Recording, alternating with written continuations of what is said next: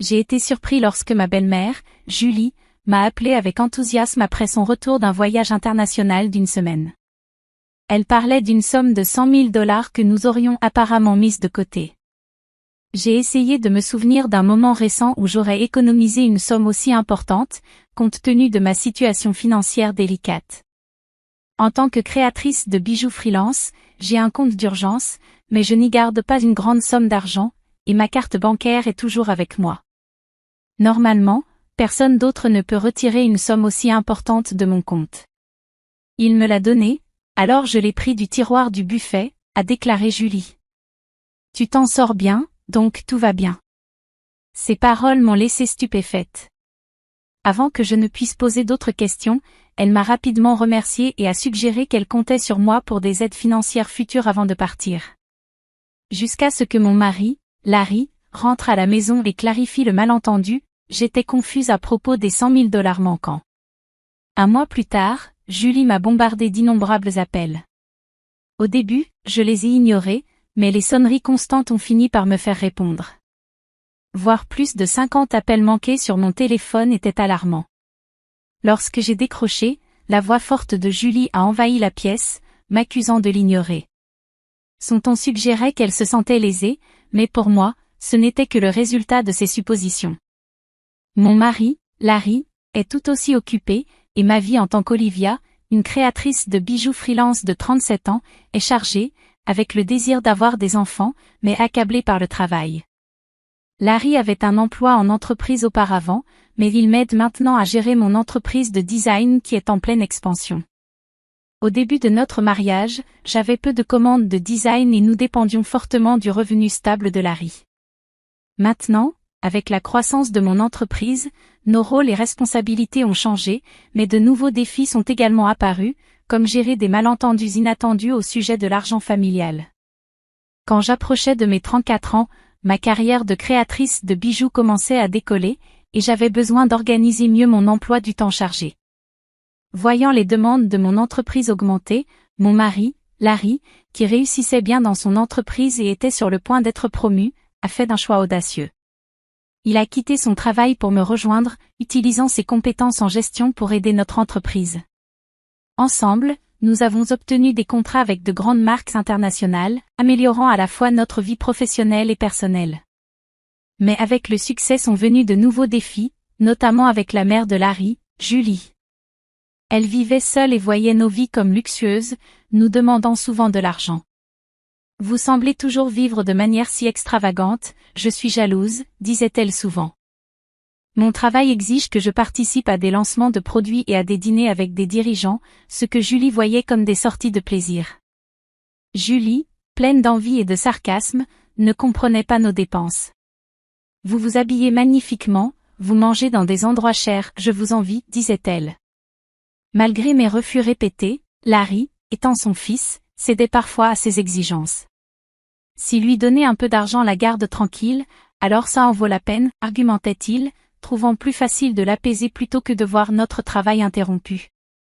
Mais les exigences de Julie n'ont fait qu'augmenter. Récemment, elle voulait une nouvelle robe pour un rendez-vous à venir. Un autre jour, Julie est venue nous voir et a importuné Larry. Ne serait-il pas mieux d'avoir un costume 3 pièces ? On nous a déjà demandé d'acheter des vêtements, disait-elle. Il pourrait y avoir des options moins chères, mais ce que Julie venait certainement pas bon marché. J'ai expliqué à Julie que c'était une fête chic, et qu'elle ne pouvait pas être la seule avec des vêtements usés. Elle a aussi insisté pour avoir un sac assorti, ce qui nous a frustrés. Pour gérer ces demandes fréquentes, Larry avait configuré une carte de crédit au nom de Julie pour ses dépenses. Au début, elle a beaucoup dépensé, et Larry a dû la prévenir. Même en lui demandant de nous informer avant de faire de gros achats, elle a continué à trop dépenser. Cette demande constante d'argent a épuisé Larry et moi, alors que nous essayons de soutenir la famille tout en maintenant notre entreprise stable. J'ai trouvé une bague magnifique et je n'ai pas pu résister à l'acheter, même si je regrette de ne pas vous en avoir parlé avant. Malheureusement, la facture était énorme, a dit Julie. Si les dépenses continuent ainsi de manière incontrôlée, il vaudrait peut-être mieux reprendre la carte. Nous ne pouvons tout simplement pas assumer ces coûts, a dit Larry. La carte de crédit était au nom de Julie, mais c'est Larry qui gérait et payait les factures. Julie traitait la carte comme si elle n'avait pas de limite, sans réaliser que chaque achat devait être payé. Comme l'argent ne sortait pas directement de sa poche, elle continuait à l'utiliser librement. Pour contrôler ses dépenses, Larry a établi une limite sur la carte. Julie a fait irruption chez nous un jour, frustrée. « C'est quoi ça? Je n'ai pas pu payer mes achats l'autre jour. »« Pourquoi ?» se plaignait-elle. Nous lui avons expliqué que ces dépenses excessives mettaient nos finances sous pression, donc nous avons dû abaisser la limite. « C'est encore suffisant, non ?» demandait Larry, essayant de maintenir la paix. « Mais vous deux, vous vous habillez toujours bien et vous allez dans des endroits chics. Ce que je fais est-il différent ?» protestait Julie, pensant que nos activités étaient simplement du plaisir. « C'est une partie de notre travail, Julie. Si c'est du travail, alors ce que je fais n'est pas différent. C'est injuste que seuls vous deux ayez tout le plaisir, argumentait-elle. Bien que notre travail implique de participer à des événements dans des lieux luxueux, il s'agit d'obligations professionnelles, pas d'activités de loisirs. Malgré ces incompréhensions, établir une limite sur la carte de crédit de Julie semblait avoir apaisé les choses. De temps en temps, Julie venait nous rendre visite et se plaignait à Larry, mais dans l'ensemble, la vie continuait sans grandes interruptions. Avec la fin de l'année, une opportunité excitante s'est présentée. Un fabricant de marques étranger m'a approché avec une proposition pour étendre notre entreprise en nous installant à l'étranger. Cette perspective m'a enthousiasmée, car elle pourrait me propulser au niveau des meilleurs designers. Larry, toujours en soutien en tant que mon gestionnaire, était totalement pour. C'est une chance qu'on doit saisir, a-t-il affirmé. Cependant, l'idée de déménager à l'étranger a apporté une nouvelle inquiétude, Julie. Étant donné son comportement précédent, il était vraiment préoccupant qu'elle insiste pour nous accompagner à l'étranger. L'idée de vivre à l'international était excitante, mais gérer les exigences de Julie dans un nouveau pays était intimidant. Quand nous avons annoncé à Julie nos plans de déménagement à l'étranger pour le travail ce week-end-là, elle a réagi comme nous l'avions prévu. « Je veux venir aussi », a-t-elle déclaré, supposant que notre déménagement serait de longues vacances. Larry a essayé d'expliquer, « Nous y allons pour travailler. Ce ne sera pas aussi relaxant que tu le penses. » Mais Julie était sceptique. « Vous essayez de me duper. Vous prévoyez de vivre encore plus luxueusement là-bas sans moi pour vous surveiller, a-t-elle accusé. Nous ne déménageons pas là-bas de façon permanente. Nous reviendrons quand le travail sera terminé, ai-je expliqué, essayant de calmer ses inquiétudes. Pourtant, elle a rétorqué, vous dites ça, mais vous prévoyez de me laisser derrière, n'est-ce pas? Larry et moi étions tous deux épuisés par cette discussion répétitive. Dans une tentative de compromis, Larry a suggéré, d'accord, nous ne pouvons pas t'emmener avec nous, mais que dirais-tu si nous te payons un voyage d'une semaine? Julie s'est animée à cette idée. Sérieusement? Vous êtes sûr? Nous couvrirons ton vol et ton hôtel, mais tu devras gérer le reste, a affirmé Larry, satisfait pour l'instant. Cependant, la paix fut de courte durée. Quelques jours plus tard, alors que Larry était occupé à organiser le déménagement, Julie est apparue à l'improviste. « Salut, Olivia, dit Julie. Je veux faire du shopping là-bas aussi. Tu peux me donner un peu d'argent, demanda-t-elle. Et la carte que Larry t'a donnée, ai-je demandé, sachant qu'elle avait une carte de crédit destinée à de telles dépenses. Le visage de Julie s'est assombri. C'est ça le problème. Larry me l'a finalement retiré l'autre jour, admit-elle. Il semblait qu'elle avait été réprimandée pour avoir trop dépensé, et anticipant les défis de la gestion des finances avec les différents taux de change à l'étranger, Larry avait confisqué la carte. Je n'ai pas non plus ce genre d'argent sous la main. Je ne peux pas te donner de l'argent sans l'approbation de Larry. Tu peux lui demander, ai-je suggéré, sachant bien la position de Larry. Ça ne sert à rien de lui demander. C'est pourquoi je te le demande à toi, insista-t-elle, élevant la voix de frustration. Julie a finalement fait un voyage de 15 jours à l'étranger, que je présume que Larry a réussi à financer d'une manière ou d'une autre. À son retour, elle m'a appelée, débordante d'excitation. Je suis rentrée, et c'était tellement amusant, elle a partagé des histoires de ses aventures lors de visites et de dîners, bien que je ne lui ai rien demandé. Et j'ai acheté tellement de souvenirs qu'ils ne tenaient pas dans ma valise, alors je les ai envoyés par courrier. J'ai hâte qu'ils arrivent, s'est-elle exclamée. Eh bien, c'est bien, ai-je répondu, en essayant de garder un ton neutre, bien que je me sentais un peu dépassée. Grâce à l'argent que vous aviez économisé, je me suis vraiment amusée, s'est-elle exclamée. De l'argent économisé? De quoi parles-tu, ai-je répondu, confuse et légèrement alarmée, n'ayant aucun souvenir d'avoir mis de l'argent de côté pour qu'elle le dépense. Je l'ai trouvé dans le buffet de votre maison, a-t-elle dit, prétendant qu'elle avait pris 100 000 $. J'étais stupéfaite. Pourquoi une somme aussi importante serait-elle gardée à la maison, surtout dans un tiroir où n'importe qui pourrait la trouver? Confuse, je l'ai confrontée. Je ne sais pas de quel argent tu parles, mais le prendre de notre maison sans permission est du vol, même si c'est en famille. Tu comprends ça? La réponse de Julie était inquiétante par sa désinvolture. C'est pour ça que je te le dis maintenant. Je l'ai utilisé, considère cela comme un rapport après coup, a-t-elle déclaré sans remords. Je n'ai aucune idée de cet argent, mais si tu l'as pris et utilisé sans en informer personne, c'est un crime. Et si c'était quelque chose que Larry avait réservé pour une transaction importante, c'est encore plus grave, ai-je expliqué, essayant de comprendre la situation. Pourtant, il n'y avait eu aucune interruption perceptible dans nos finances commerciales pendant son voyage. Vous deux vivez de manière si extravagante, alors pourquoi je ne pourrais pas en profiter un peu? Considère cela comme un service pour ta mère. Ce n'est pas grand-chose, non, a-t-elle rationalisé, affichant un sens du droit difficile à comprendre. Une chose est de demander de l'aide à ton fils et à sa femme, mais ce n'est pas ainsi que tu devrais te comporter après avoir pris l'argent de quelqu'un d'autre, ai-je répondu, encore incrédule. Je suis contente que tu aies profité du voyage, mais je vais devoir en discuter avec Larry quand il rentrera. Larry comprendra. Après tout, je suis sa seule mère, et 100 000 $ n'est pas grand-chose pour lui, a-t-elle présumé. D'accord, je lui passerai le message, ai-je dit, stupéfaite par son manque de conscience. Plus tard dans la soirée, lorsque Larry est rentré à la maison, il avait l'air préoccupé.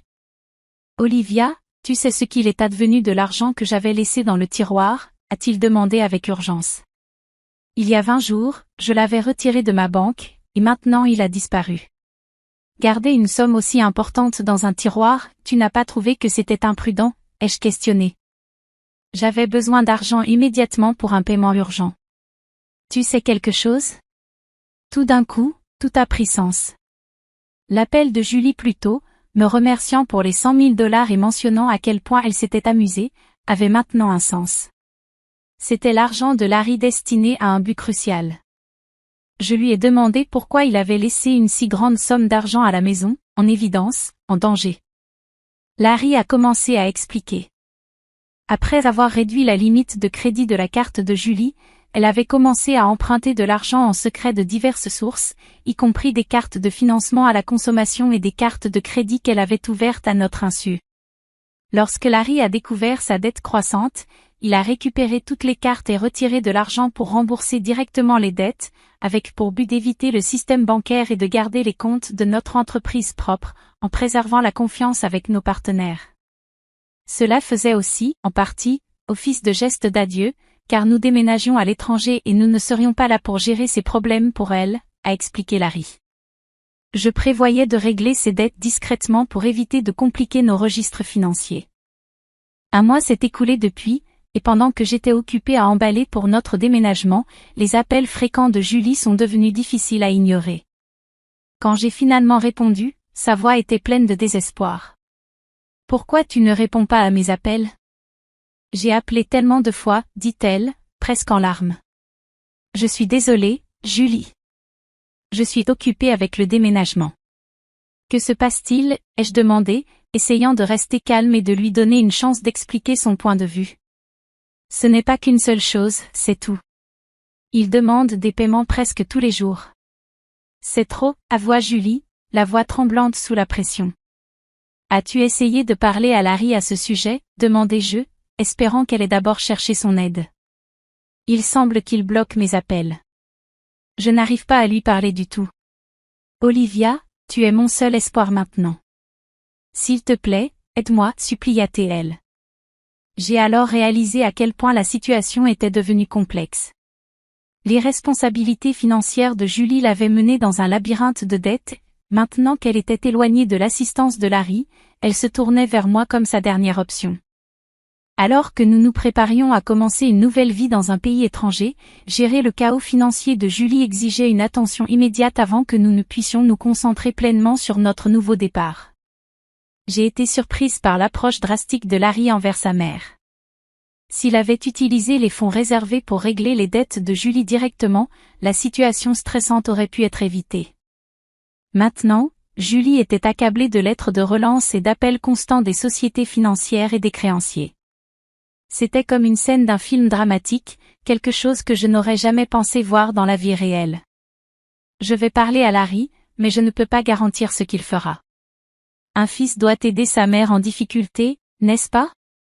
S'il te plaît, demande-lui pour moi, Julie supplia à la fin de notre conversation. Mais avec l'expansion de notre entreprise qui approchait, nos finances étaient déjà tendues. Nous ne pouvions pas nous permettre d'aider davantage Julie, surtout après qu'elle ait utilisé abusivement l'argent destiné à régler ses dettes. Quand j'ai raconté l'appel à Larry, il a répondu avec un mélange de fatigue et de résignation. Je prévoyais de résoudre les choses avant notre départ, mais elle a gaspillé cette chance toute seule, dit-il froidement. L'argent était à l'origine destiné à régler les dettes de Julie, mais elle l'a dépensé dans un voyage extravagant, ne laissant que peu d'excuses. À mesure que les appels de Julie continuaient, j'ai suivi l'exemple de Larry et bloqué son numéro. Une partie de moi voulait aider, après tout, elle était la mère de Larry, mais je ne pouvais rien faire si Larry choisissait de se retirer de la situation.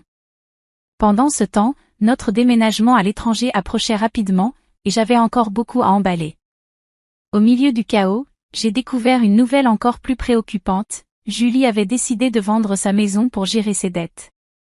Il s'avère qu'elle avait caché encore plus de passifs que ce que nous savions.